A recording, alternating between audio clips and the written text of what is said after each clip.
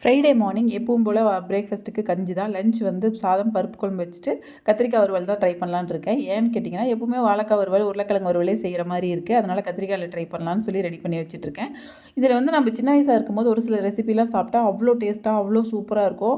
ஆனால் அதை வந்து இப்போ நம்ம செஞ்சு சாப்பிட்டோம் அப்படின்னா அந்தளவுக்கு டேஸ்ட் வராது. எனக்கு அது மாதிரி தான் இந்த கத்திரிக்காய் பொரியலுமே.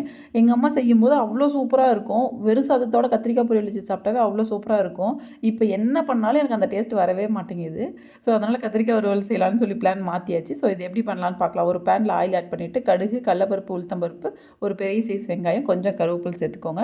நான் வந்து கத்திரிக்காயை ஸ்ட்ரெயிட்டாக கட் பண்ணி தண்ணியில் போட்டு வச்சுருந்தேன். அதை எடுத்து டேரெக்டாக வானலில் போட்டு தண்ணி எதுவுமே சேர்த்தவே இல்லை. நல்லா ஒரு மிக்ஸ் பண்ணிவிட்டு ஒரு 5 to 10 மினிட்ஸ்க்கு அப்புறம் கொஞ்சம் உப்பு சேர்த்துட்டு கொஞ்சம் மஞ்சள் தூள், கொஞ்சம் மிளகாய் தூள் சேர்த்துக்கோம். அவ்வளோதான் நம்மளோட மசாலாவே. தண்ணியும் சேர்த்த வேண்டாம், வேறு எதுவும் மசாலாவும் சேர்த்துறதே இல்லை. உப்பு காரம் மட்டும் பார்த்து அட்ஜஸ்ட் பண்ணிக்கோங்க. மற்றபடி இப்படியே வதக்குறோம் அப்படின்னா நல்லா வறுவல் மாதிரி வரும். ஸோ பருப்பு குழம்போடு வச்சு சாப்பிடும்போது சூப்பராக இருக்கும். ஜஸ்ட் ட்ரை பண்ணி பாருங்கள். இனிமேல் இதுவும் உங்கள் லிஸ்ட்டில் இருக்கும்.